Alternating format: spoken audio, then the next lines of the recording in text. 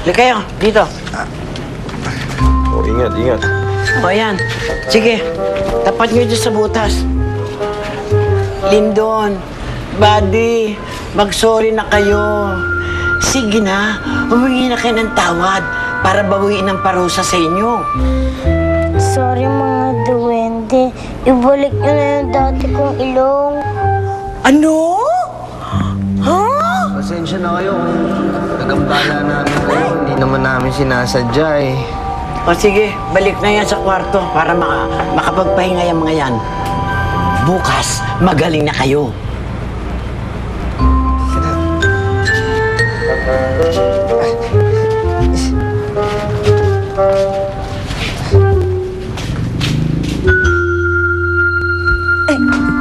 Ano ibig mo sabihin? Ikaw ang may sala? Ikaw ang gumawa nung kay Papa L?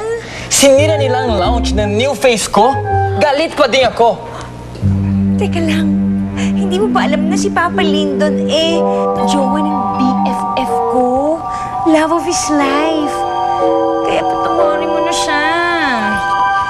Ayoko! Ha? Ah! Patawarin mo na siya! Tandaan nyo, si Prinsesa Dorfina ang hinahanap natin. Kung sino man ang unang makahanap sa kanya, dalhin nyo agad dito. Tama!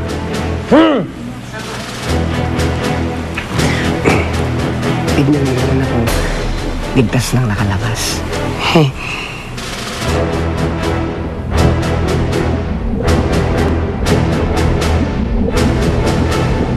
May paparating!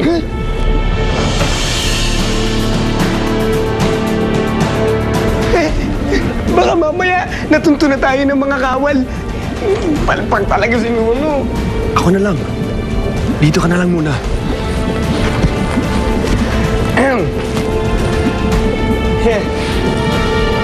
Malapit sa palasyo to, Ate Dorfina. Pero ito lang ang tanging lusutan sa lugar na to kanina. Anong gagawin natin? Dorfina! Dorfina! Nandito ako, si Elvin! Elvin? Elvin, saan ka? Elvin! Sumama kayo sa akin! Pero paano? Basta halika na!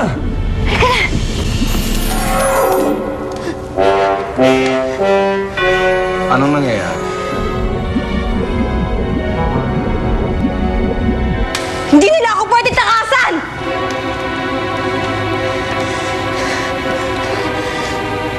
Kung hindi ko sila mahanap, ibig sabihin magkasama na si Dorfina at si Umberto.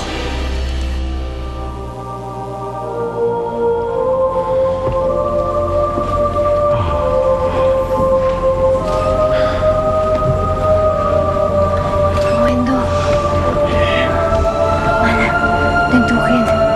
Mga beto. Elvin. Ay, salamat ligtas ka ng Prinsesa Dorfina.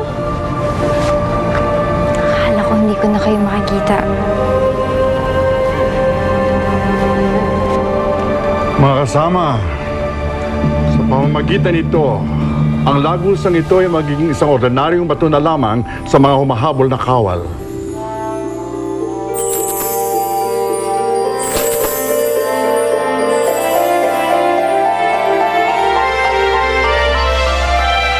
Hindi ko alam kung anong ginagawa nila para hindi ko sila matonton.